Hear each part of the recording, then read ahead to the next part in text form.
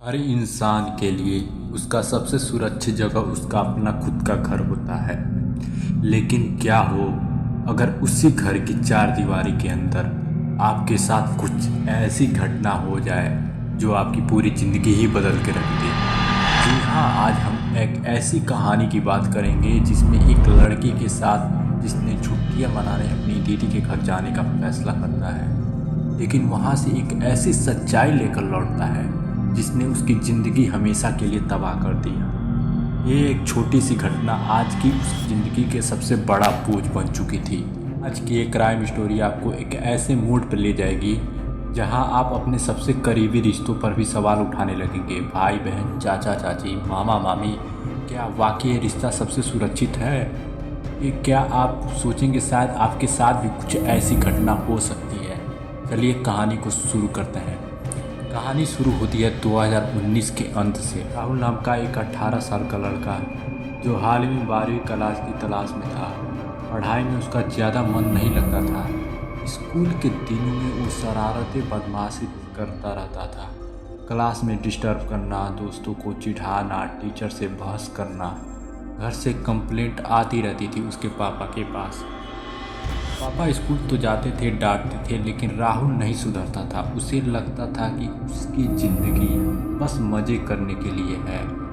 Movies और web series देखकर वो खुद को बहुत स्मार्ट समझने लगता था।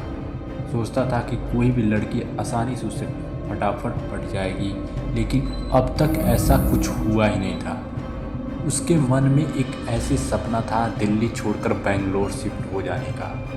वहाँ की चमक धमक, हाई लाइफ, आईटी जॉब्स और फिल्मी दुनिया उसे बहुत भाती थी। घर वालों से झगड़ा करके वो अब बेंगलोर पहुँच गया।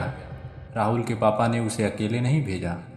उन्होंने अपनी बड़ी बहन यानी राहुल की बुआ की बेटी प्रिया से बात की। प्रिया 28 साल की थी, बेंगलोर में अच्छी जॉब भी करती थी और अकेली रहती थी। प्रिया ने हामी भर दी। क्या है, कोई दिक्कत वाली बात नहीं है, भेज दीजिए, कुछ दिनों के लिए रह लेगा। ट्रेन से बेंगलोर पहुंचते ही प्रिया उसे स्टेशन से फ्लैट पर ले आई। 15वीं मंजिल की अपार्टमेंट में देखकर राहुल खुशी से झूम उठा।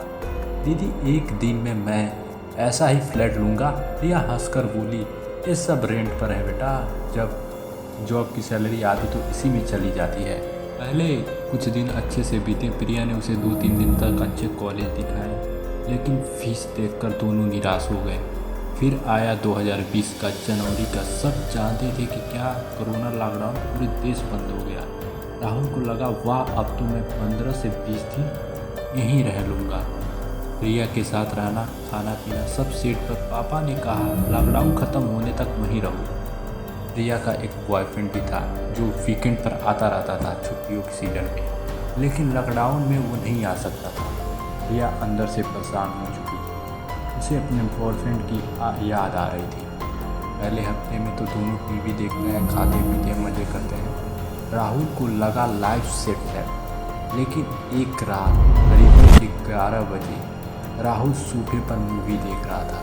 प्रिया अचानक उसके रूम में उतरी। वो रो रही थी। राहुल ने पूछा, दीदी क्या है, क्या हुआ? प्रिया उसके पास आई, गले लगी। जो नहीं होना चाहिए था वो हो गया। राहुल ने रोका, मना किया, लेकिन प्रिया ज़बरदस्ती उसको सोफे पर लिटा दिया। राहुल घबरा गया। उसने कभी सपने में भी नहीं सोचा था कि ऐसी चीज़ें अपनी दीदी से होगी। 10-15 मिनट बाद प्रिया साइड हो गई और कपड़े पहने और सॉरी बोली, लेकिन राहुल को लग रहा था कि ये जानबूझकर हुआ है। पूरी रात राहुल सो नहीं सका। सोचता रहा, मेरी दीदी मेरे साथ ऐसा कैसे कर सकती है। सुबह प्रिया नॉर्मल बिहेव कर रही थी। चाय बनाई, बिस्किट दिए, लेकिन राहुल चुप था। वो बस घर लौटना चाहता था, लेकिन लॉकडाउन था, जाना नामुमकिन था। राहुल के मन में एक डर था, अगर पापा को बताया तो क्या होगा। शायद पापा यही कहेंगे तूने ही कुछ किया होगा, कोई सबूत भी नहीं है, और औरत की बात सब मान लेते हैं। कुछ दिन बीते। प्रिया ने सोचा राहुल इंटरेस्ट नहीं दिखा रहा है तो छोड़ दो, लेकिन बॉयफ्रेंड की कमी फिर सताई। फ़ोन पर बातें होती हैं लेकिन मिल नहीं पाती थी। फिर एक शाम राहुल बाहर आया, टीवी देखने लगा। प्रिया आई, डैड ने पूछा, राहुल ने मना लिया।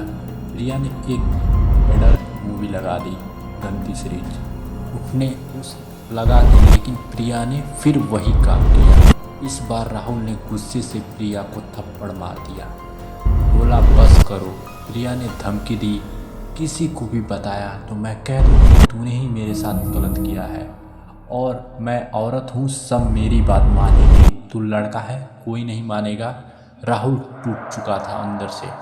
रूम जाकर खूब रोया, रात भर रोया। लॉकडाउन ख़त्म होने पर राहुल घर लौट आया, किसी को कुछ नहीं बताया, सालों तक चुप रहा।